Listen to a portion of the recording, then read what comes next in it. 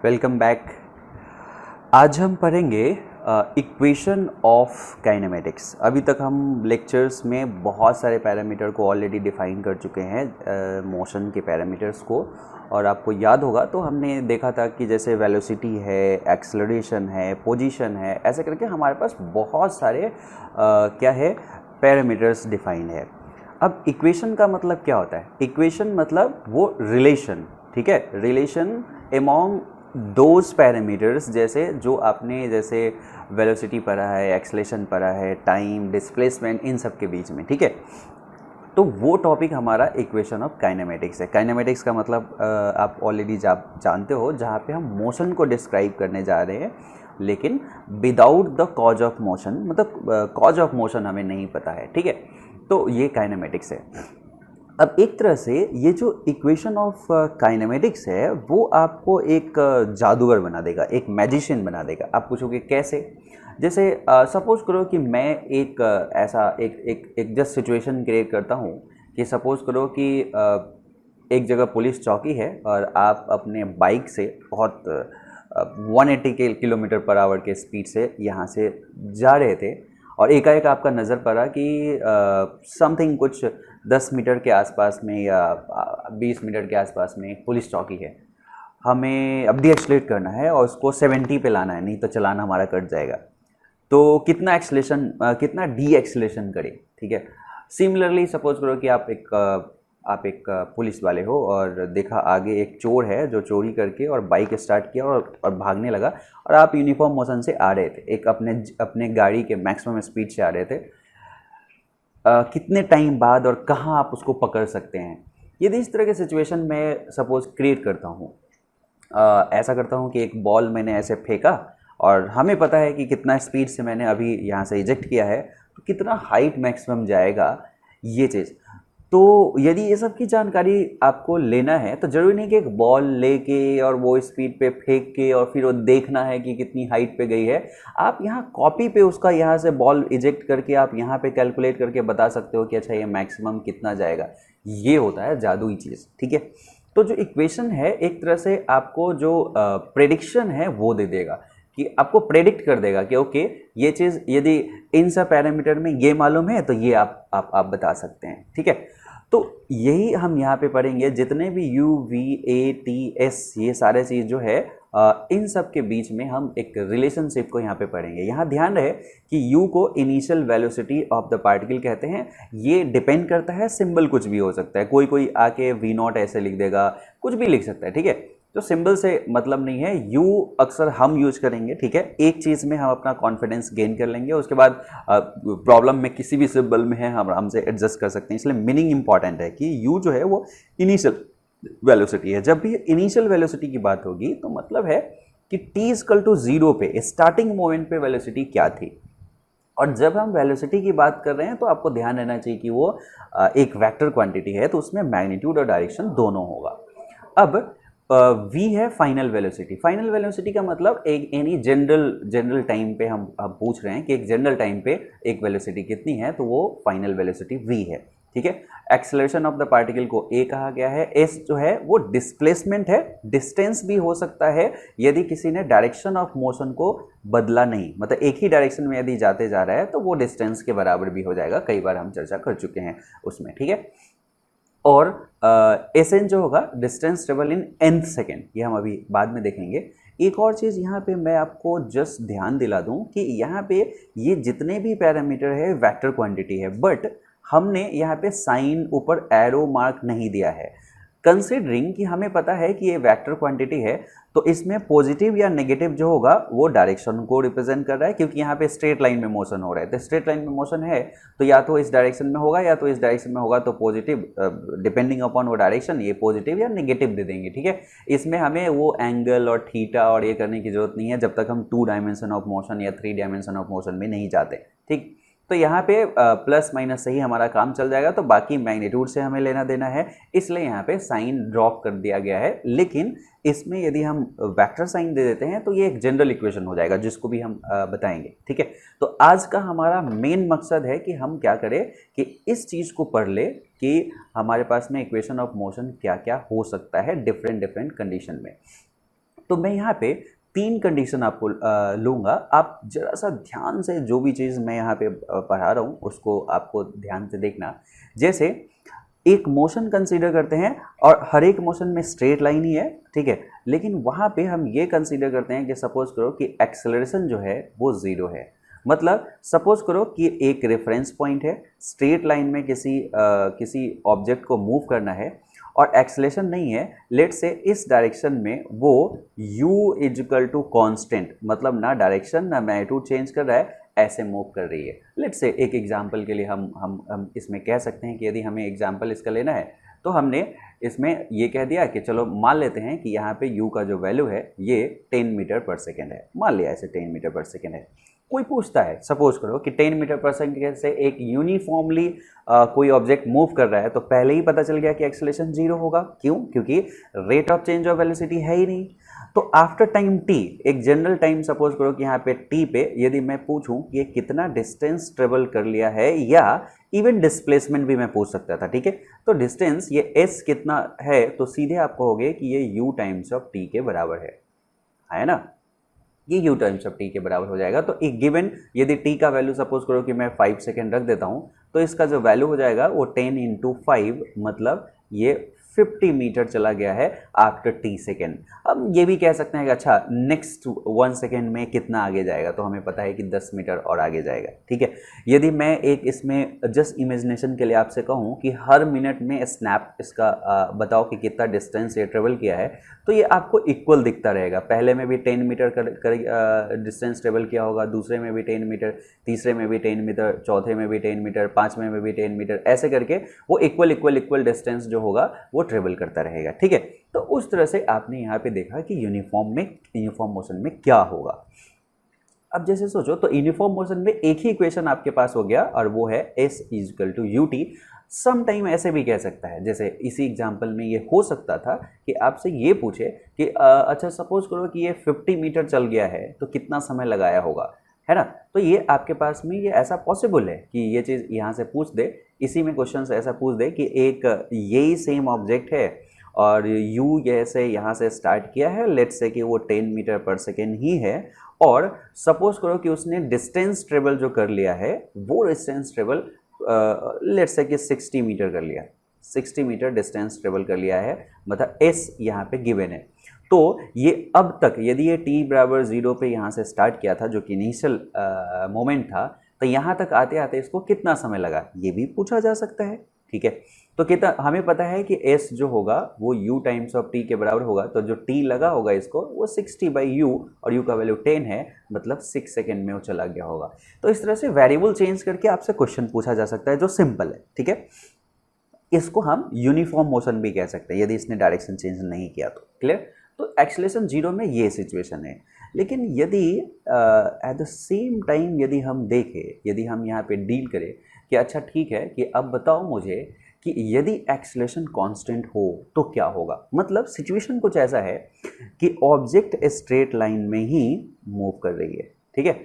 वो t=0 पे जब हमने उसे देखा तो वो इधर डायरेक्शन में स्टार्टिंग वेलोसिटी u रखी है, क्योंकि ये चीज़ मैंने पहले आपको बता दिया है, u स्टार्टिंग वेलोसिटी रखी है and this is not constant. यदि ये कांस्टेंट नहीं है तो ये वेरी कर रहा है, तो हम रेट जानने की कोशिश करेंगे कि कितना से ये वेरी कर रहा है। तो लेट्स से इसी डायरेक्शन में इसका एक एक्सेलरेशन है a, और a जो है वो एक तरह से कांस्टेंट है, a कांस्टेंट है, ठीक है।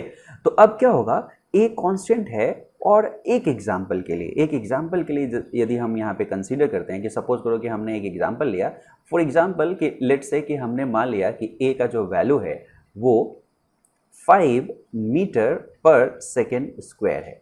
तो मतलब क्या हुआ, हर सेकेंड में ये जो u है इनिशियल जो भी था वो 5 मीटर पर सेकेंड से चेंज हो जाएगा। कहने का मतलब यदि ये 10 मीटर पर सेकेंड होता, एक जस्ट एग्जाम्पल के लिए, तो नेक्स्ट सेकेंड में आप देखोगे तो जो वेलोसिटी है वो 10 + 5 15 मीटर पर सेकेंड स्क्वायर हो जाता, ठीक है। तो इसमें क्या होगा, इसकी वेलोसिटी बढ़ती रहेगी। तो एक सपोज करो कि हमें एक जनरल टाइम t पे पहुंच गए और वहां पे पूछा कि अच्छा बताओ ये वेलोसिटी कितना होगा, फाइनल वेलोसिटी कितना होगा। तो ये जो रिलेशन हुआ ये कांस्टेंट एक्सेलरेशन का रिलेशन हो गया।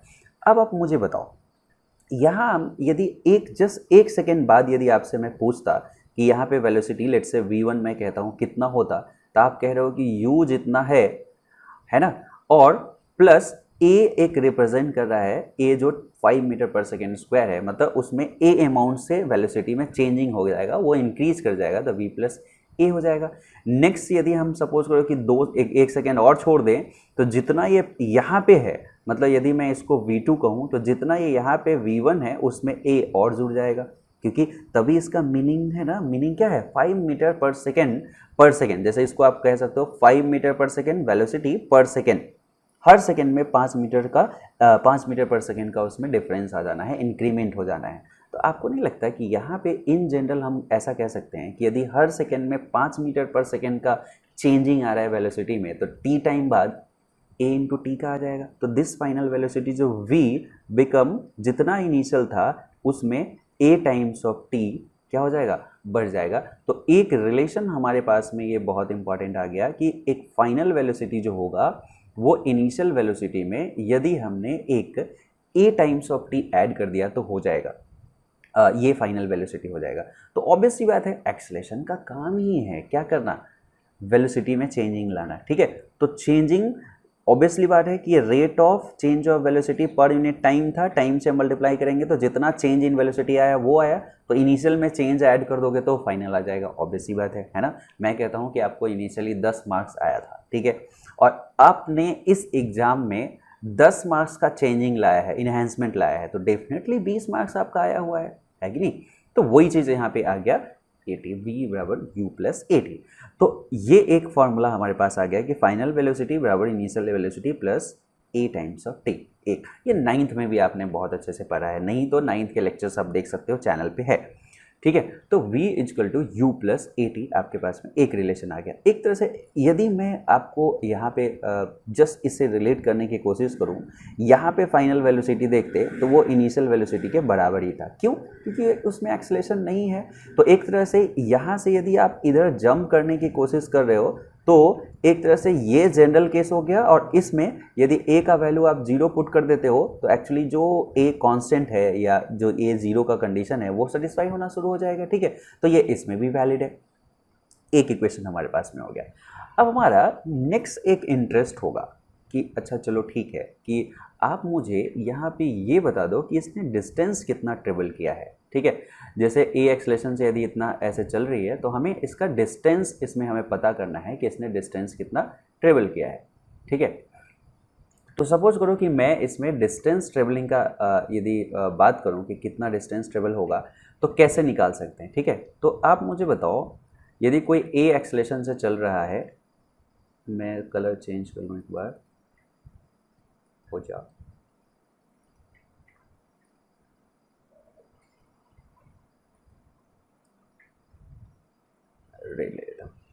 जैसे यदि मैं यहाँ पे कहता कि सपोज करो कि यहाँ से t टाइम में ये डिस्टेंस कितना ट्रेवल किया है या ये डिस्प्लेसमेंट कितना है, ये s मैं इसको इंटरचेंज करके इसलिए यूज़ कर रहा हूँ क्योंकि इसने डायरेक्शन ऑफ मोशन चेंज नहीं किया है। जब मैं इसको और डीप डाइव कराऊंगा इस इक्वेशन के बारे में तो आपको मैं बताऊंगा कि actually s stands for displacement not distance, यदि इसमें रिटार्डेशन का भी केस होगा तो क्लियर। तो उसके बारे में हम अभी देखेंगे, अभी फाउंडेशन से धीरे धीरे धीरे धीरे ब्रिजअप मतलब कि बिल्डअप करते हैं। तो इस एस को देखने की यदि हम कोशिश करें, ठीक है, तो यहाँ पे आप कह सकते हो कि इनिशियली में u स्पीड है और फाइनल में यहाँ पे v स्पीड है, तो ऑन एन एवरेज जो इसका स्पीड रहा है u प्लस v बाई 2 रहा है। तो आप इस s को चाहो तो ऐसे लिख सकते हो u प्लस v बाई 2, मतलब एवरेज जो इसने वेलोसिटी रखा है इनटू टाइम। ये इस सेंस से हमने बनाया कि यदि u टाइम्स ऑफ t कर देते हैं तो डिस्टेंस निकल जाता है, लेकिन यहाँ पे u जो है कांस्टेंट नहीं रहा है, यहाँ पे u है, यहाँ पे v है, तो आप ऐसे एवरेज ले सकते हो। इसके डेरिवेशन का तरीका और भी हो सकता है, उसके बारे में हम आएंगे, ठीक है। तो आप यदि इस चीज़ को एक तो ऐसा लिख सकते हो, ये भी एक आपके पास में रिलेशन आ गया, लेकिन हम इसको थोड़ा सा चेंज करके और इसको लिख देते हैं, जैसे यहाँ पे v जो है उसको u प्लस AT यदि लिख दे तो इसको u u plus a T यहाँ पे हम लिख देते हैं अपन 2 इंटू टी, ये हो गया 2u, और 2u बाई इतना करेंगे 2 करेंगे तो u और ये t जो मल्टीप्लाई टोटल में है तो ut हो जाएगा, अब plus half times of a T square हो जाएगा s। ये हमारा दूसरा और बहुत इंपॉर्टेंट रिलेशन आ गया, दूसरा और बहुत इंपॉर्टेंट रिलेशन आ गया, s बराबर you t plus half a t square. यदि मैं कंपेयर करने की बात करूं कि आप सोचो u जब विदाउट एक्सेलरेशन है तो s बराबर यू टी है, लेकिन जैसी एक्सेलरेशन आया है तो this is the extra amount travelled by the object due to acceleration. Acceleration नहीं था तो यूटी करता था, या आप इधर से इधर जाने की कोशिश करोगे तो जस्ट एक्सेलरेशन के वैल्यू को आप 0 पुट करो तो क्या हो जाएगा, ये इक्वेशन आ जाएगा, ऐसा है। तो second case is more general than first case, तो ये केस आपका इंपॉर्टेंट है, ठीक है।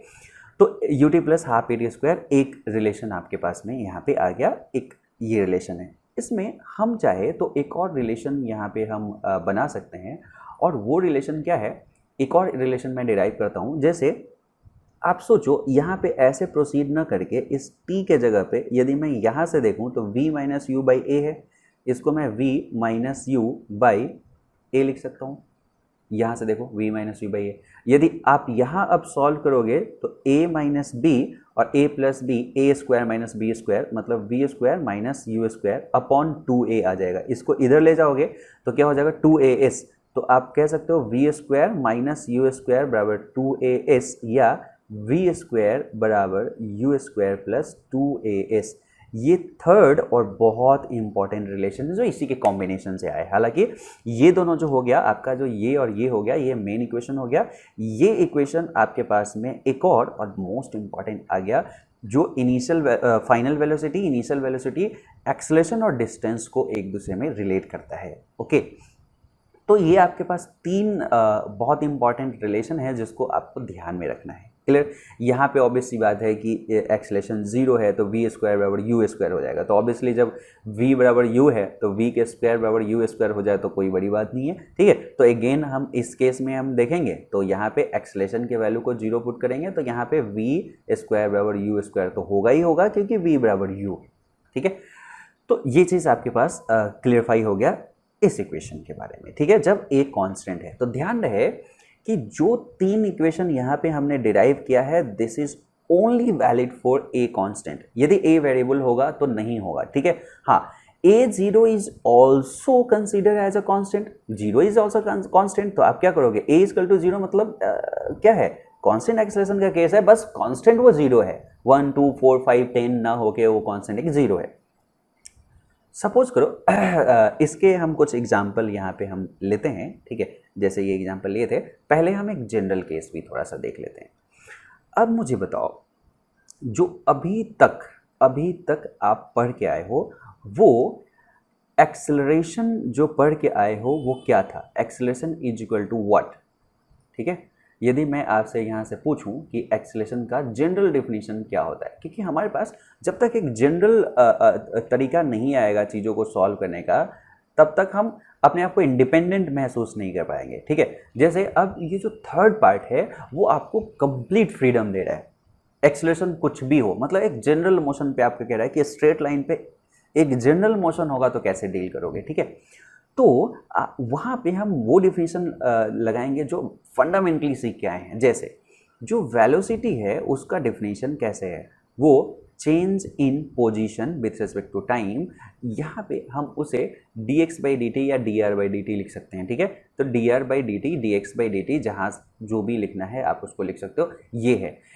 दूसरा आप डेफिनेशन पढ़ के आए हो कि जो एक्सेलरेशन होता है वो dv बाई डी टी होता है ना। और हम इसको इक्वली ऐसे भी लिख सकते हैं कि ये डबल डिफरेंशिएशन ऑफ आपके पास में क्या है r, ठीक है, अब with respect to t, double differentiation हो गया क्योंकि v dr by d t था। यहाँ पे यदि वेरिएबल चेंज करता है तो घबराना नहीं है, कहीं कहीं dx बाई डी टी ले सकता है, यहाँ पे s भी ले सकता है, तो वेरिएबल चेंज से नहीं घबराना है। ये एक हमारे पास में रिलेशन होता है।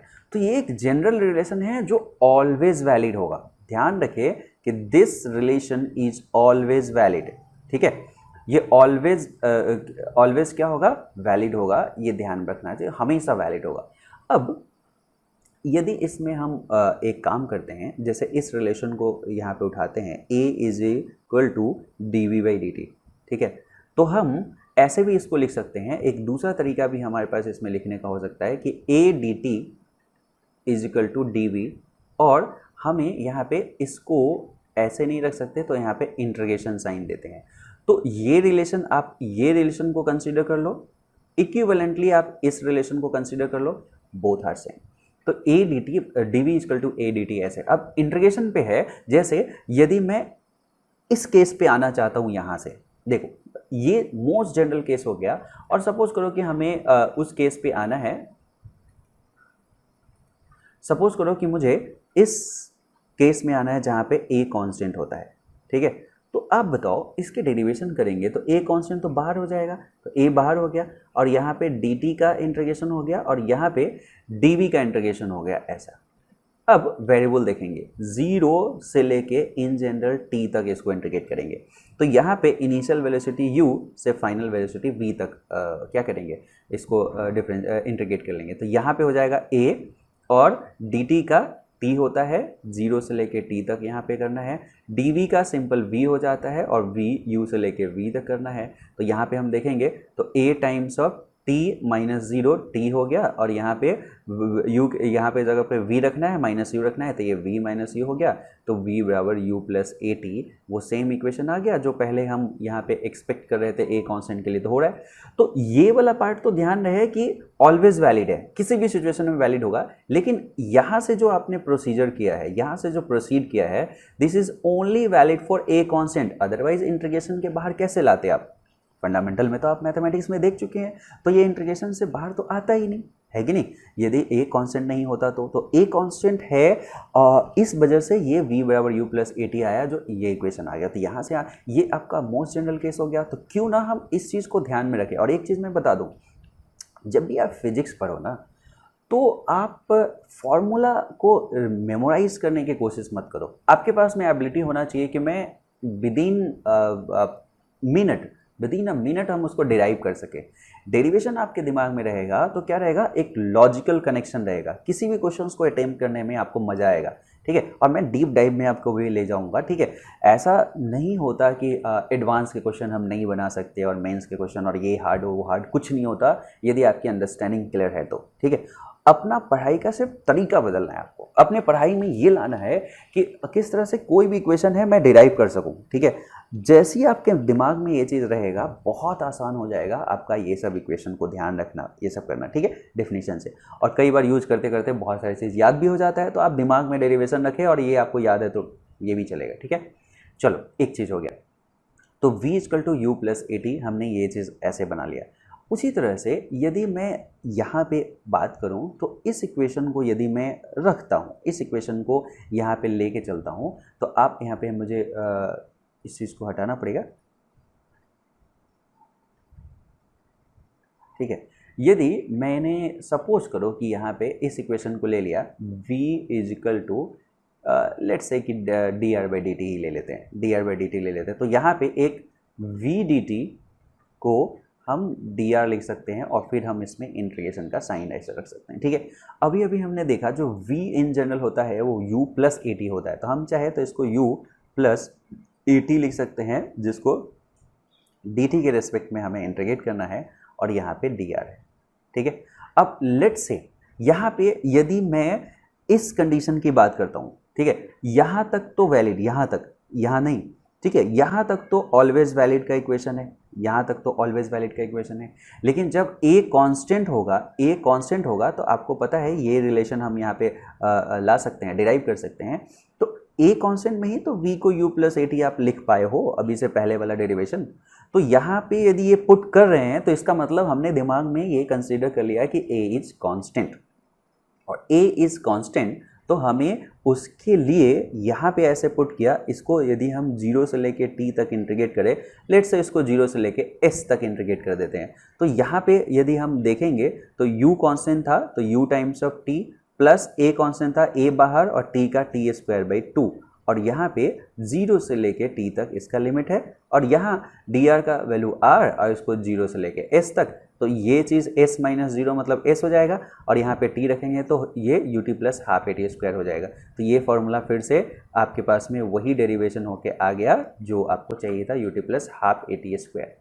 ठीक है, तो आप देख रहे हो कि ये एक जनरल अप्रोच था जिससे हम ये इक्वेशन बना रहे थे। ठीक है, और आपको ये आ गया, और दो इक्वेशन आपको पता है, तो आपको पता ही है कि इन्हीं दोनों इक्वेशन से हमने ये इक्वेशन डिराइव किया था, तो तीसरा इक्वेशन कोई बड़ी बात नहीं है। ठीक है, तो जो जनरल पार्ट है जो ये है, उसमें आपको ये पता चल गया कि मेनली हमें क्या जानना है और कैसे जानना है।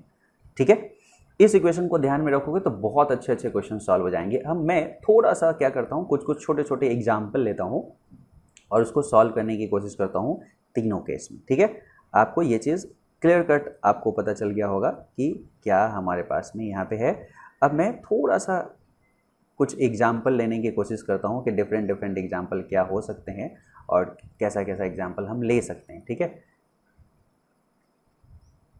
इन्हीं सब इक्वेशन पे। ठीक, जैसे अब सपोज करो कि मैं यहाँ पे एक एग्जाम्पल लेने जा रहा हूँ। लेट्स से कि मैंने एक यहाँ पे, अब मैं सिर्फ क्वेश्चंस लिखाऊंगा नहीं, जस्ट ओरली बताऊंगा। एक एग्जाम्पल, पहला एग्जाम्पल लेते हैं कि सपोज करो कि एक कोई ऑब्जेक्ट मूव कर रहा है एक स्ट्रेट लाइन में, और उसका वेलोसिटी u जो है वो 10 मीटर पर सेकेंड है, और a जो है वो लेट्स से 5 मीटर पर सेकेंड स्क्वायर है। और यदि मैं आपसे पूछता हूँ कि after time t is equal to 5 second, यहाँ पे v का वैल्यू कितना होगा, तो आप कौन सा इसमें अप्लाई करोगे equation? v is equal to u plus a t. अब ये क्यों ध्यान आपके पास में आया? आपके पास में इसलिए ये ध्यान आया कि हमें यहाँ पे ये गिवन था कि इनिशियल वेलोसिटी कितना है, हमें ये गिवन था कि एक्सेलेरेशन कितना है, और आफ्टर टाइम t हमें v निकालना था। तो कौन सा ये है कि ये चारों क्वांटिटी को कौन सा इक्वेशन जो ये चारों क्वांटिटी को रिलेट करता है, वो v बराबर u प्लस ए टी है। यहाँ पे u का वैल्यू हमने 10 लिखा, अब प्लस a का वैल्यू 5 है, t का वैल्यू 5 है, तो 25 और ये 35 हो जाएगा। तो 35 मीटर पर सेकेंड हो गया। तो आप ऐसा कह सकते हैं, इससे कंपेयर करोगे तो ये 10 मीटर पर सेकेंड से चलना शुरू किया था, लेकिन एक्सेलेरेशन नहीं है, तो लास्ट में भी 10 मीटर पर सेकेंड से चल रहा है। लेकिन एक्सेलेरेशन जो एक्स्ट्रा जो ये 25 जो इसमें ऐड हुआ है मीटर पर सेकेंड, 5 सेकेंड में जो 25 मीटर पर सेकेंड इसमें ऐड ऑन हुआ है, किस वजह से? इस एक्सेलेरेशन की वजह से। तो एक्सेलेरेशन की वजह से वो एक्स्ट्रा इतना स्पीड गेन कर लिया है, इतना मतलब कि मैग्नीट्यूड में, वेलोसिटी में ये गेन कर लिया है। ठीक है, सपोज करो कि सेकेंड इक्वेशन में मैं ऐसा कहता हूँ कि यहाँ पे लेट्स से कि मैं यहाँ पे ये दे देता हूँ कि यदि फाइनल वेलोसिटी यहाँ पे 35 मीटर पर सेकेंड है, एक्सेलेरेशन दिया गया है, तो ये s कितना होगा। यदि मैं ये कहता सेकेंड इक्वेशन में कि डिस्प्लेसमेंट निकाल दो, यदि फाइनल वेलोसिटी हमें मालूम है, इनिशियल वेलोसिटी मालूम है और एक्सेलेरेशन मालूम है, तो आप बताओ इन चारों को जोड़ने वाला कौन सा रिलेशन था? वो रिलेशन था v square is equal to u square plus 2as। ठीक है, तो यहाँ पे v स्क्वायर हमें मालूम है 35 का स्क्वायर, u स्क्वायर हमें मालूम है 10 का square, plus 2 times of a का वैल्यू हमें 5 मालूम है, और यहाँ पे s का वैल्यू निकाल लेना है। तो क्या हो जाएगा? 35 का स्क्वायर माइनस 10 का स्क्वायर अपॉन 10 बराबर s। देखो ये इधर लाएंगे और ये यहाँ पे s मिल गया। तो क्या अननोन है, क्या गिवन है, उसके अनुसार से इक्वेशन आपको चूज करना है। सिमिलरली यदि सपोज करो कि यहाँ पे ऐसा ना देके ये रहता कि मैं यहाँ पे सपोज ये टाइम दे देता, इसमें टाइम को मैं डिलीट नहीं करता और टाइम दे देता। ठीक है, इसमें मैं टाइम दे देता कि t इजकल टू ये 5 सेकेंड है, 5 सेकेंड में s का वैल्यू ये निकाल दो कि कितना होगा। तो आपके पास में t, a, u और s ये चारों को रिलेट करने वाला पैरामीटर चाहिए, जो थर्ड इक्वेशन आप ऐसे मान सकते हो s is equal to u t plus half a t square. ठीक है, ut इसमें कितना है 10 और इंटू टी मतलब 5, अब plus half times of a का वैल्यू कितना है इसमें 5 और t स्क्वायर मतलब 5 का स्क्वायर। तो जो भी ये बनेगा कितना हो जाएगा 50 प्लस इसमें कितना हो जाएगा 5 s का वैल्यू, तो 5 यहाँ से 5 इंटू 5 बाई 2, तो जो भी आ जाएगा 125/2 जितना भी आ जाएगा वो आंसर इतना मीटर में आ जाएगा, ठीक है। तो इस तरह से इसमें एक सिंपल इक्वेशंस आ सकते हैं, इसके एग्जांपल में यहाँ पे बता दिया। अब थोड़ा सा मैं इस जनरल वाले पार्ट पे आता हूँ, ठीक है। जनरल वाले पोर्शन पे जो कुछ क्वेश्चंस मैं बताऊंगा उसको थोड़ा सा ध्यान से देखना, ठीक है। इसके लिए हम एक डेडिकेटेड एक लेक्चर भी बनाएंगे, अभी हम जनरल पोर्शन पे ऐसे बना लेते हैं। जैसे पहले इक्वेशन में मैंने दिया a = 2t²। यदि मैंने यहाँ पे एग्जाम्पल फर्स्ट में दे रखा है कि a जो है वो 2t² है, ठीक है। और मैं पूछता हूँ आपसे कि find the velocity at t = let's say 5 second. 5 second पे ये वेलोसिटी का वैल्यू कितना होगा यदि ये पूछ दिया मैंने, तो कैसे निकालोगे। और यहाँ पे एक्सेलरेशन आपको मालूम है, t = 0 से मोशन स्टार्ट हुआ है, ये भी मालूम है। तो हमें पता है कि a को मैं dv/dt लिख सकता हूँ, dv/dt लिख सकता हूँ, और a = यहाँ पे 2t² हो गया। तो हम यहाँ पे dv = 2t² dt ऐसे लिख सकते हैं, और इसको हम इंटीग्रेशन के फॉर्मेट में यहाँ पे लिख सकते हैं। 0 से ये 5 सेकेंड तक ऐसे गया है, और मान के यहाँ पे चलते हैं कि इनिशियल वेलोसिटी जो u था वो 0 था। तो 0 से फाइनल वेलोसिटी 5 पे जो होगा v तक इंटीग्रेट कर देंगे, तो ये चीज़ हो जाएगा v, और = 2 बाहर t² का हम लिखेंगे tq/3, और इसको 0 से लेके 5 तक हमें इंटीग्रेट करना था, तो 2 5 का होल क्यूब बाई 3, और माइनस t के वैल्यू 0 रखोगे तो इतना ही हो जाएगा, ये v आ जाएगा। तो ये v आपके पास में यहाँ पे सिंपली आ गया। आप गलती से भी यहाँ पे ये ना कर दे कि v = u + at हम लगा देते हैं, u 0 है, a × t मतलब 2 टाइम्स ऑफ t का q हो गया v बराबर, और t का वैल्यू हमें 5 सेकेंड में पूछा था, तो 2 टाइम्स ऑफ 5 का होल क्यू कर देंगे। क्या ये दोनों आंसर आपको बराबर लग रहा है? 3 का फैक्टर है। तो ये कंप्लीटली रॉन्ग अप्रोच है। क्यों रॉन्ग अप्रोच है? क्योंकि आपने ये इक्वेशन लगा दिया, and this equation is only valid for a constant. क्या यहाँ पे a कांस्टेंट है? Answer is no. और यदि a कांस्टेंट नहीं है तो आप ये इक्वेशन लगा ही नहीं सकते। तो इसको एकदम दिमाग में बैठा के रखो कि यहाँ जो कभी कभी क्या होता है, इतने चूंकि हम 9 से इक्वेशन को पढ़ते आ रहे हैं, s = ut + ½ at² v = u + at v² = u² + 2s, तो एक आदत बन जाती है, हम हर जगह पे नहीं अप्लाई कर सकते, ठीक है। और अब आप 11th में आ चुके हो, ठीक है। अब आप IIT मेंस और नीट और एडवांस तक चीज़ों को सोचने वाले हो, तो इस वजह से आपको ये चीज़ आना चाहिए। क्लियर? तो यहाँ पे हम ये नहीं लगाएंगे, यहाँ पे इंटीग्रेशन का ये फॉर्मेट लगाएंगे, और यहाँ से आपको आंसर आ जाएगा। क्लियर? अब नेक्स्ट पार्ट हम यहाँ पे देखते हैं।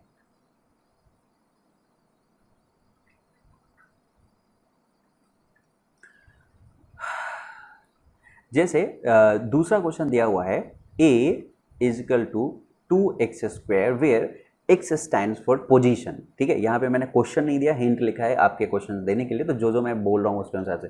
तो x stands for position, straight line में मूव कर रहा है, लेकिन a 2x² दिया हुआ है।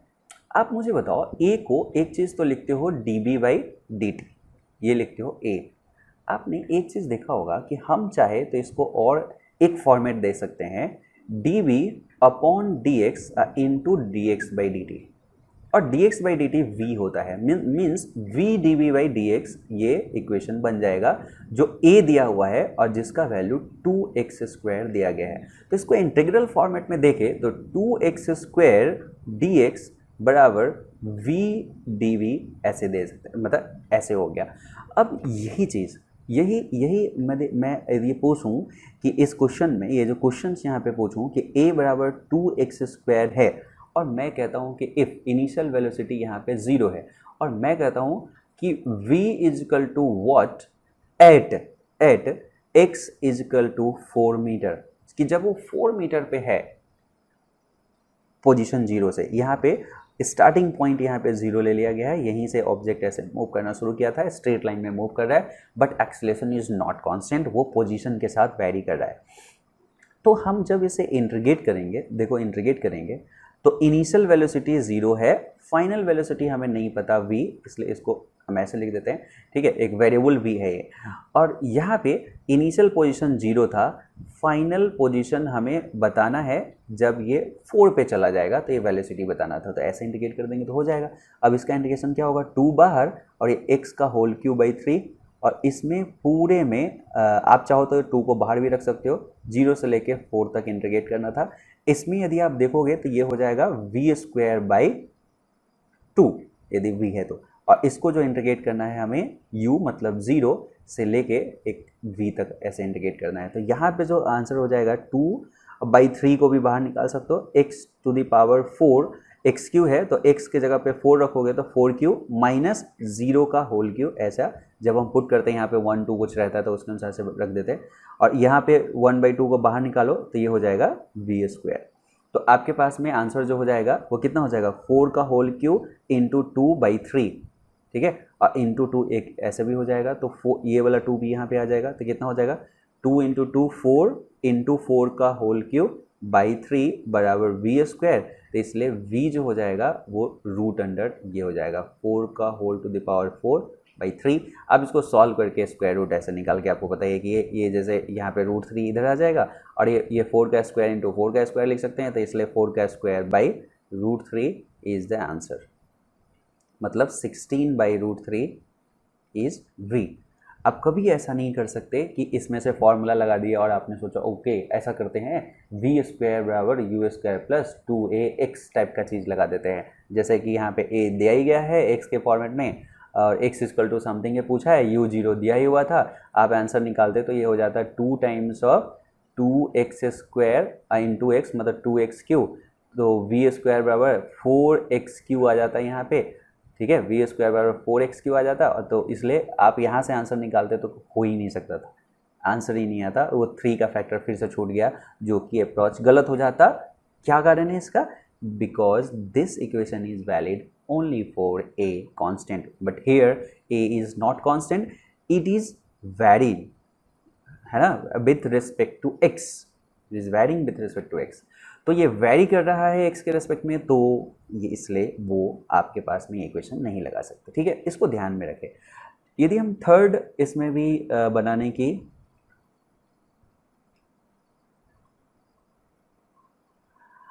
कोशिश करें कि इसमें third equation a equal to 2v square है, a is equal to 2v square यदि यहाँ पे है, और तो यहाँ पे हम लिख सकते हैं v dv/dx is equal to 2v square, तो हम यहाँ से लिख सकते हैं v dv/2v square is equal to dx, इसको हम इंटीग्रेट करेंगे तो v से v कैंसिल हो जाएगा, 1/2 को बाहर कर सकते हो, और 1/v dv integration is equal to dx हो जाएगा। लेट्स से 0 से लेके यहाँ पे x इक्वल टू 4 पे हम चलते हैं, तो ये और इसको लेट्स से कि कुछ वेलोसिटी इनिशियल इसमें था 5 से लेके और यहाँ पे 10 वेलोसिटी चलते हैं, मान लेते हैं ऐसा, मतलब सॉरी ये भी वेलोसिटी को हमें निकालना था, ऐसा वेलोसिटी को निकालना था कि जब इनिशियल वेलोसिटी मतलब यहाँ पे u इक्वल टू मैंने 5 मीटर पर सेकेंड दे रखा है, और आपसे ये कहा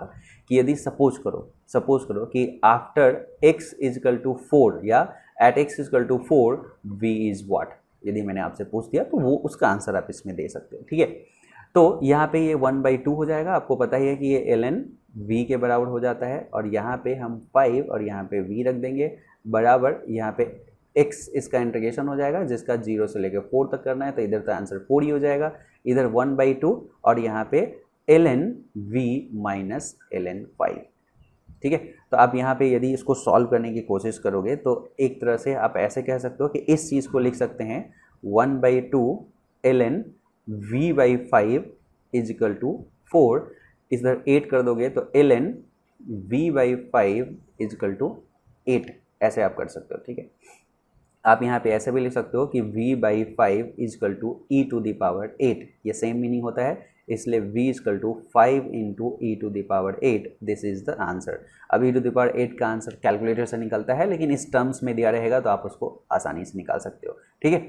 तो यहाँ पे आपको देखा, तो यहाँ पे ऐसा नहीं कि आपको ए वी के फॉर्मेट में है तो आप कहीं ना कहीं वी स्क्वायर और यू स्क्वायर प्लस 2as और इस तरह की चीज़ें लगानी शुरू कर दें, ऐसा नहीं है। इस तरह से आपको चलना पड़ेगा। तो ये वेरिएबल एक्सेलेरेशन के लिए भी मैंने आपको ये चीज़ें बता दी। यहाँ एक इंटरेस्टिंग पॉइंट मैं नोट आपको चाहूँगा कि आप नोट करें, वो ये है कि आप जो यहाँ पे देखे हो एक्सेलेरेशन t के रिस्पेक्ट में भी है, एक्सेलेरेशन x के रिस्पेक्ट में भी है, एक्सेलेरेशन v के रिस्पेक्ट में भी है। इनिशियल में गैलीलियो भी कंफ्यूज थे कि एक्सेलरेशन को मैं किसके रिस्पेक्ट में बताऊं। मतलब एक्सेलरेशन कहीं ना कहीं चेंज इन वेलोसिटी तो था, लेकिन change in velocity with respect to time actually वो इन दोनों में थे कि टाइम के रिस्पेक्ट में बताए या पोजीशन के रिस्पेक्ट में बताए। ठीक है, कई सारे उन्होंने कैलकुलेशन वगैरह करते करते करते करते वो उस पे आए थे, कंक्लूजन पे आए थे कि टाइम के रिस्पेक्ट में इसको डिफाइन करना ज़्यादा अच्छा रहेगा इक्वेशन ऑफ मोशन पे। एक्चुअली न्यूटन्स ने इक्वेशन ऑफ मोशन को समराइज किया था, बहुत सारे स्टडी गैलीलियो ने कर लिया था। ठीक है, उनके ऑब्जर्वेशन को उन्होंने एक तरह से बांधा था। ठीक है, तो और ये चीज़ मैं आपको पिछले लेक्चर कई सारे एक आध लेक्चर में जब मैं डिफाइन कर रहा था एक्सेलरेशन, तो उस समय आपको मैं बता भी चुका हूँ इसके बारे में। ठीक है, तो एक तरह से हमने इस लेक्चर में एक चीज़ इन तीनों के बारे में देख लिया। ठीक है, अभी जो हमारा नेक्स्ट ऐसा करते हैं, इस लेक्चर में एक और काम कर लेते हैं, एक छोटा सा ये एक्सरसाइज करते हैं और इसका एनिमेशन देखेंगे। कोई भी चीज़ जब हम एनिमेशन देखते हैं तो हमारे दिमाग में बैठ जाता है। तो अभी हम क्या कर रहे हैं कि दो जो इक्वेशन ऑफ मोशन हमने जो यहाँ पे देखा है, इन दोनों को रिलेट करूँगा मैं। ए जिसमें 0 था और ए कांस्टेंट था, क्योंकि मोस्टली ऐसे ही क्वेश्चन आते हैं। ठीक है, तो थोड़ा सा रिलेट करने की कोशिश करते हैं और सपोज करो कि एक सिंपल सा क्वेश्चन फ्रेम करते हैं। सिंपल सा क्वेश्चन फ्रेम ये करते हैं कि यदि आपके पास में 2 कार दिया गया है, लेट्स से आपके पास में 2 कार यहाँ पे गिवन है इस एक्सरसाइज में, और ये इसमें ये दे दिया गया कि सपोज करो कि जो रेड कलर की जो कार है ये वो 2 मीटर पर सेकेंड से चल रही है, और जो ब्लू कलर की कार है वो इनिशियली 0 से स्टार्ट हुई है और एक्सेलरेशन 1 मीटर पर सेकेंड स्क्वायर है। तो ऑब्वियस सी बात है कि इसकी स्पीड बढ़ती रहेगी, लेकिन इसकी स्पीड ऑलरेडी कितनी है, एक कांस्टेंट है। तो यदि मैं इसके डिस्टेंस ट्रेवल को रेड कलर के कार को यदि दिखाता रहूं तो ये क्या होता रहेगा कि हर जगह पे ये इक्वल डिस्टेंस इक्वल टाइम में आता रहेगा। लेकिन यदि आप ब्लू को देखोगे तो शुरुआत में आपको यहाँ अगले सेकंड में वो नज़दीक ही, अगले सेकंड में वो थोड़ा सा ज़्यादा, थोड़ा सा ज़्यादा, थोड़ा सा ज़्यादा, थोड़ा सा ज़्यादा, थोड़ा सा ज़्यादा, थोड़ा सा ऐसा। तो एक आपको ऐसा लग रहा है कि किसी न किसी एक समय ऐसा आएगा जहाँ पे ये दोनों मिल सकते हैं। ब्लू वाला कार जो है और जो रेड वाला कार है वो एक किसी न किसी समय पे आके मिल सकते हैं। तो यहाँ पे वही चीज़ निकालना है, the time and position eight which the blue car will catch up the red one will be dash, वो टाइम निकालना है। तो आप मुझे बताओ, यदि हम इसके इक्वेशन को लिखें तो ये एक्सेलरेटेड मोशन है और t टाइम बाद यहाँ पे मिल रहा है, तो इसने जो डिस्टेंस ट्रेवल किया this is nothing but ut plus half a t square, means u is 2 into T plus half times of a is 1 into t square, मतलब 2t plus T square by 2 इसका distance हो गया। लेकिन जो red colour की car है वो तो यूनिफॉर्म चल रही थी, तो वो जो यूनिफॉर्म चल रही थी वो भी कितने से, 2 मीटर पर सेकेंड से। इसमें u 0 है तो हम यहाँ पे u यहाँ पे 0 था तो ये 0 कर देंगे। ठीक है, हाफ टी स्क्वायर इतना हो गया। और यहाँ पे यही डिस्टेंस देखेंगे तो सिंपल u इंटू टी के बराबर हो जाएगा, और इसका u कितना है, 2 मीटर पर सेकेंड है, तो ये 2 इंटू टी हो जाएगा। This and this is must be equal, तो इसका मतलब यहाँ पे हम half into 1 into t square must be equal to 2 times of t. तो यहाँ पे हम इसको कर सकते हैं t square must be equal to 4 times of t. तो एक चीज़ हो जाएगा टी स्क्वायर और माइनस 4 टाइम्स ऑफ टी बराबर 0। तो यहाँ से टी कॉमन लेंगे तो ये जो वैल्यू हो जाएगा टी माइनस 4 बराबर 0 आएगा, और यहाँ पे टी इक्वल टू 0 और टी इक्वल टू 4 आएगा। देखो ध्यान से, मैंने यहाँ पे एक चीज़ जो काम किया है वो यदि आप ध्यान से देखोगे, मैंने यहाँ पे t से t को कैंसिल नहीं किया। फिजिक्स में अक्सर ये काम नहीं करते हैं। क्यों नहीं करते? क्योंकि उसका एक मीनिंग होता है। यदि मैं t से t कैंसिल कर देता तो आपको t इक्वल टू सिर्फ 4 आता, ठीक है, और ज़ीरो गायब हो जाता। लेकिन यहाँ पे ज़ीरो और t=4 आने का एक अपना फिजिकल मीनिंग है। तो कभी आप मैथमेटिकली में ऐसे कोई चीज़ को कैंसिल करने की कोशिश मत करो यदि आप फिजिक्स के साथ डील कर रहे हो, उसका कुछ ना कुछ एक फिजिकल मीनिंग होता है। क्लियर? तो t=0 पे एक्चुअली ये दोनों एक साथ था, बट t=0 पे ये स्टार्ट किया था और ये अपनी एक कांस्टेंट स्पीड पे था और वो 2 मीटर पर सेकेंड से था, ये जो कार है। तो इस वजह से बता रहा है कि t=0 पे भी दोनों एक साथ है, तो कैचअप की बात कर रहे हैं, वो चीज़ वो सेंस बता दिया। और एक ये 4 सेकेंड पे भी वो वहाँ पे कैच कर लेगा इसको। क्यों? क्योंकि ये धीरे धीरे चल रही थी, यूनिफॉर्म तो ये आगे आगे पहले रहेगी, लेकिन ये धीरे धीरे स्पीड अप कर रही है तो वो आके कहीं ना कहीं पकड़ लेगी, इसके बाद ये आगे बढ़ जाएगी, कौन सी ब्लू कार। ठीक है, तो t=4 सेकेंड पे वो कैच कर लेगी। ठीक है, यदि मैं आपको ये कहता हूँ कि अच्छा ऐसा करो, आप यहाँ पे दोनों कार का जितने भी पॉसिबल ग्राफ हो सकता है सब चीज़ को ड्रॉ करो, तो आप बता सकते हो, यहाँ पे आराम से ड्रॉ कर सकते हो कि यदि मैं रेड कार की बात करूँ तो ये स्ट्रेट लाइन मोशन में ऐसे रहेगा, हमेशा इक्वल टाइम इंटरवल में इक्वल डिस्टेंस ऐसे ये ट्रेवल करता रहेगा। वेलोसिटी कांस्टेंट है तो ये कांस्टेंट रहेगा, एक्सीलरेशन 0 रहेगा। और यदि x की इसमें बात करें तो इसमें x जो होगा वो पैराबोलिक हो जाएगा, क्योंकि शुरुआत में बहुत कम चला है और नेक्स्ट वाले पार्ट में आते आते ये जो पार्ट हो गई है वो बढ़ती जा रही है नेक्स्ट में। ठीक है, वेलोसिटी यहाँ पे v=u+at स्ट्रेट लाइन हो जाएगा और एक्सेलरेशन यहाँ पे कांस्टेंट रहेगा। तो इसका एक छोटा सा मैं एनिमेशन आपको दिखा देता हूँ, तो इसको गौर से देखो, इस पूरे दोनों एनिमेशन को, जहाँ पे कहाँ पे कैच कर रहा है वो टाइम भी आपको दिख जाएगा, सभी का ये ग्राफ भी दिख जाएगा। Okay, so watch it carefully. आपको ऐसा लगता है कि ये दोबारा देखना है तो फिर से रिवाइज करके भी आप इसको देख सकते हैं। ओके,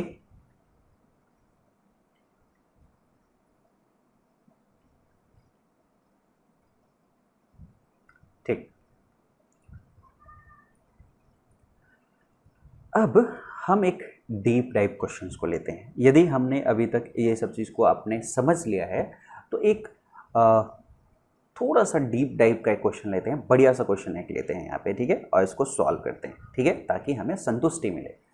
इसमें कहा गया, a student is standing at a distance of 50 metre from the bus. As soon as the bus starts its motion with the acceleration of 1 meter per second square, the student starts running towards the bus with a uniform velocity u.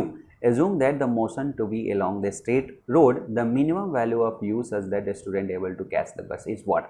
Suppose करो जैसे अभी तो मैं ये topic पढ़ा रहा हूँ, ठीक है, और तब आपके पास में ये क्वेश्चन आया है। ये यदि आप एग्जाम हॉल में, मैं इसी बहाने क्वेश्चन अटेम्प्ट करना भी आपको सिखा रहा हूँ, एग्जाम हॉल में बैठे हो, जैसे क्वेश्चन आया, आपका पहला स्टेप ये होगा कि ये क्वेश्चन का एरिया पकड़ना। तो आप जल्दी जल्दी जल्दी जल्दी ऐसे पढ़ लो। आपको दिख गया कई सारे, अच्छा स्टूडेंट रन कर रहा है, कोई कांस्टेंट है कि ऐसा यूनिफॉर्म वेलोसिटी है, ओके, ये काइनेमेटिक्स का क्वेश्चन है, एटलीस्ट एरिया आपके पास पता चल गया। उसके बाद स्टेप सेकंड में आप उसमें जाओ, डेटा को लिखना शुरू करो और डायग्राम बनाना शुरू करो। ये कह रहा है कि student is standing at a distance of 50 metre from the बस।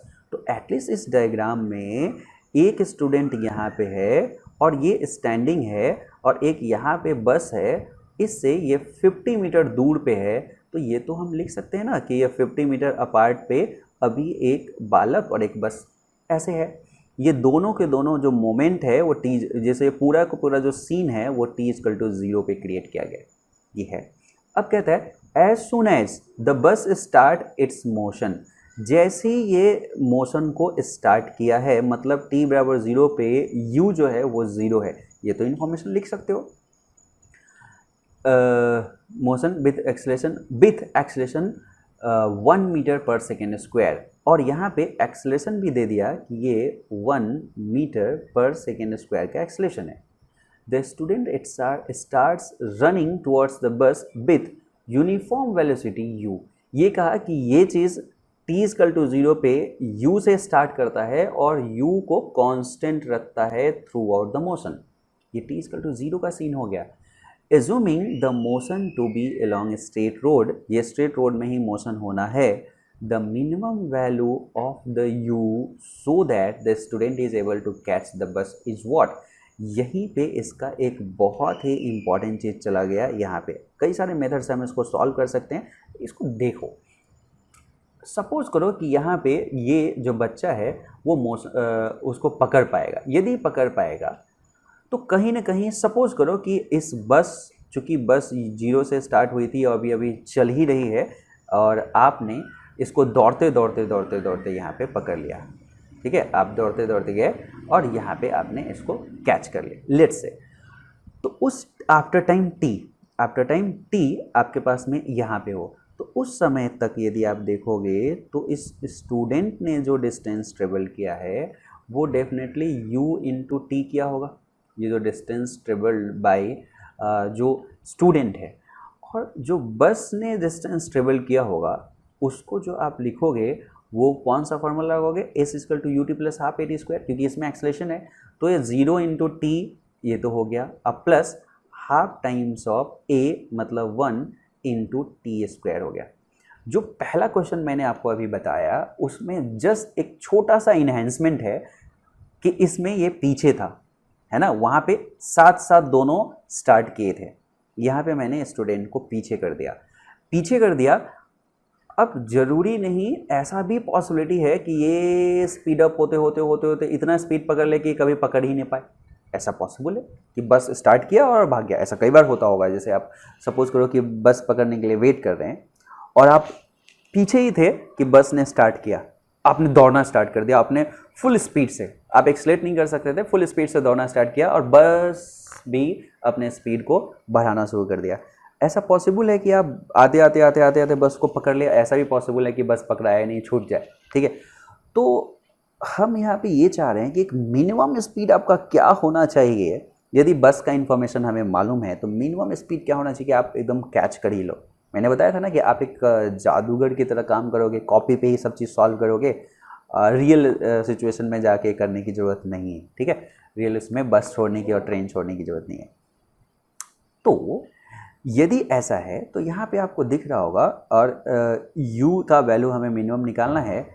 इस डिस्टेंस में से इस डिस्टेंस को माइनस करेंगे तो 50 होना चाहिए। मीन्स दैट इज यहाँ पे यदि मैं u into t minus half t square करूँ, this must be equal to 50, yes और नो।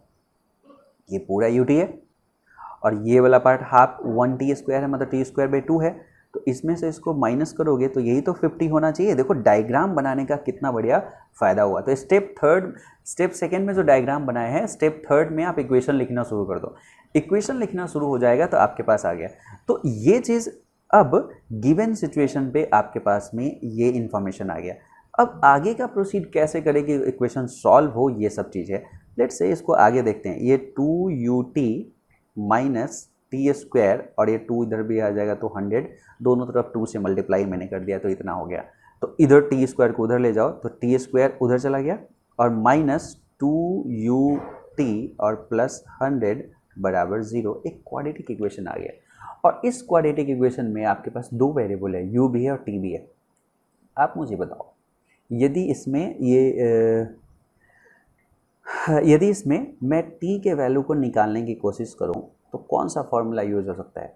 माइनस, आपको याद है क्वाड्रेटिक इक्वेशन में यदि कहीं पे ax square plus bx plus c बराबर 0 हो तो x इक्वल टू क्या लिखते हो, minus b plus minus root under b square minus 4ac by 2 times of a। लिखते हो या नहीं लिखते हो? लिखते हो ना? ठीक है, ठीक है।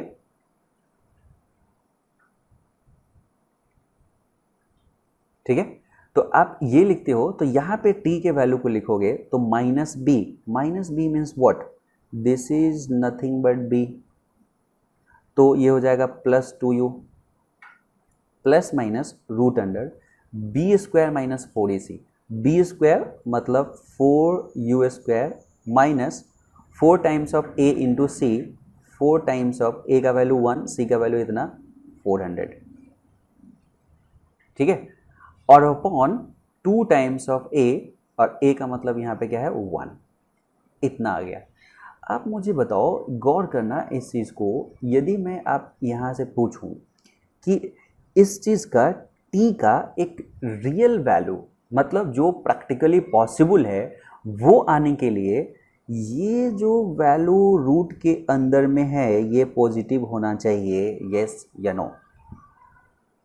तो इसका मतलब for t to be real, for t to be real, यहाँ पे 4u² minus 400 must be greater than equal to 0। ये चीज़ मैथमेटिकली हमने लिखा तो कोई गलत लिखा नहीं लिखा, क्यों? क्योंकि हमें t एक एक्चुअल रियल पार्ट चाहिए, ना कि एक इमेजिनरी टाइम। इमेजिनरी टाइम मतलब इम्पॉसिबल, कभी पॉसिबल ही नहीं है। तो यदि आप ये करते हो तो आप यहाँ से 4u² is greater than equal to 400 लिख सकते हो, या u² is greater than equal to 400/4 लिख सकते हो, और आगे इसको लिख सकते हो u² is greater than equal to 100 और u² is greater than equal to 10। u² आपके पास 10 हो जाएगा। तो अब बताओ u का वैल्यू 10 से ज़्यादा या उसके बराबर हो सकता है। अब बताओ, मैं कहूँ कि आपके जेब में पैसे 10 रुपये से ज़्यादा ही होना चाहिए, मतलब आपके जेब में मिनिमम कितना रुपया होना चाहिए? 10 रुपया होना चाहिए। तो u का वैल्यू 10 से ज़्यादा होना चाहिए, मतलब u का मिनिमम वैल्यू क्या होना चाहिए? 10 होना चाहिए। मतलब आंसर इज 10 मीटर पर सेकेंड। ठीक है, दिस इज मेथड। इसको मैं सपोज करो कि ये जो मैं यहाँ से प्रोसीड किया हूँ ऐसे, इसको मेथड फर्स्ट कर देता हूँ, और भी तरीका हो सकता है। अब जब क्वेश्चन आप सॉल्व कर लो तो कभी भी जब डिस्कस वाला क्वेश्चन हो, मैं आपको बताता हूँ पढ़ाई लिखाई का तरीका में क्या क्या चेंज लाना है कि आपको कॉन्फिडेंस रहे। जब मैंने क्वेश्चन सॉल्व कराया, मैं हमेशा जो ट्विस्टेड क्वेश्चन होगा, बढ़िया सा क्वेश्चन होगा, जरूर सॉल्व कराऊंगा, और एक तो प्रॉब्लम वाला पार्ट भी कराऊंगा जिसमें मल्टीपल क्वेश्चंस भी होंगे। ठीक है, यहाँ पे ये जो स्टेप आपने लिया है, ये जो स्टेप लिया है, ये बहुत यूनिक है। इसको आप सेंट्रल कॉन्सेप्ट कह सकते हो, ये बहुत इंपॉर्टेंट है, और ये किसी दूसरे क्वेश्चंस में हो सकता है कि ये वाला स्टेप आपको उठाना पड़े। तो ये आपको रिमाइंड करके रखने वाला एक चीज़ हो गया। अच्छा, ऐसा कुछ पूछता है तो मैं ये अप्लाई कर सकता हूँ, क्वाड्रेटिक आया तो ऐसे सोच सकता हूँ, हो सकता है ऐसा आ जाए। ठीक है, तो सिर्फ इक्वेशन बिल्ड करना ही इम्पॉर्टेंट नहीं है कि आपने सिचुएशन को देखा, डायग्राम बनाया, इक्वेशन बिल्ड कर दिया। हाउ टू सॉल्व इट, वो भी एक इम्पॉर्टेंट स्टेप होता है। और वहाँ से कैसे आपके, मेरे दिमाग में क्यों आया कि ऐसा हम कर सकते हैं, क्योंकि मैं क्वाड्रेटिक देखा, ओके ऐसा नहीं होना चाहिए, और कहीं ना कहीं जब भी मिनिमम या मैक्सिमम कहा तो मेरे दिमाग में ऐसा आना शुरू हो कि अच्छा, कोई भी चीज़ यदि greater than equal to something है तो इसका मतलब इसका मिनिमम ये है। ओके, कहाँ से आएगा? ये कहीं ना कहीं एक्सपीरियंस से आया, बट आप उसे ध्यान में रखोगे नेक्स्ट क्वेश्चन के लिए। मैं इसके मेथड सेकेंड पे चलता हूँ। ठीक है, इस अप्रोच को बदल के थोड़ा सा मेथड सेकेंड में इसमें चलने की कोशिश करता हूँ कि यदि मेथड सेकेंड पे यहीं पे आए तो एक इक्वेशन को कैसे सॉल्व करें। आप मुझे बताओ, u का मिनिमम वैल्यू पूछ रहा है। यदि मैं यहाँ पे u इंटू टी को देखूँ तो ये हो जाएगा 50 प्लस हाफ t²। मतलब u को देखूँ तो 50/t प्लस 1/2t। जैसे यहाँ पे t को मैंने कैंसिल कर दिया हुआ, ये चीज़ करते हुए कि t = 0 पे तो सिचुएशन हमें मालूम है, अदरवाइज एक t उसका आता। ठीक है, चलो ये आ गया। अब आपको पता है कि कोई एक्सप्रेशन यदि टाइम के रेस्पेक्ट में दिया गया है और हमें यहाँ पे ये कहा है कि to u to be minimum, u को मिनिमम होने के लिए du/dt must be equal to 0। ये कंडीशन हमने फंडामेंटल मैथमेटिक्स में आपको सिखाया था, जो फंक्शन वाले पोर्शन में, नहीं तो आप उसको देख सकते हो उस लेक्चर को। तो du/dt जो होगा वो 0 के बराबर होगा। ये चीज़ क्या है, इसके मिनिमम होने के लिए एक क्राइटेरिया है। तो इसको डिफ्रेंशिएट करके देखते हैं, du/dt करके देखेंगे तो यहाँ पे यदि उस एक्सप्रेशन से du/dt निकालने की कोशिश करें तो 50/t का मतलब हो जाएगा 50 इंटू 1/t का माइनस 1/t² अब प्लस 1/2 और t का 1। इसको यदि 0 पुट करेंगे तो इसको 0 पुट करेंगे तो क्या हो जाएगा, 1/2 बराबर 50/t²। तो ये 100 हो जाएगा t, तो इसलिए t इक्वल टू यहाँ पे कितना हो जाएगा 100। t² बराबर 100, इसलिए t इक्वल टू क्या हो गया 10। तो 10 सेकेंड पे ये u का वैल्यू मिनिमम आएगा। मतलब ये कह रहा है कि t equal to 10 is the condition for minimum u। तो इसमें इसीलिए u मिनिमम हम यहाँ पे देखेंगे तो इस एक्सप्रेशन में हम t के जगह पे 10 रख देंगे तो हमारे पास में सॉल्व हो जाएगा। तो कितना हो जाएगा, ये हो जाएगा 5 और प्लस ये कितना हो जाएगा,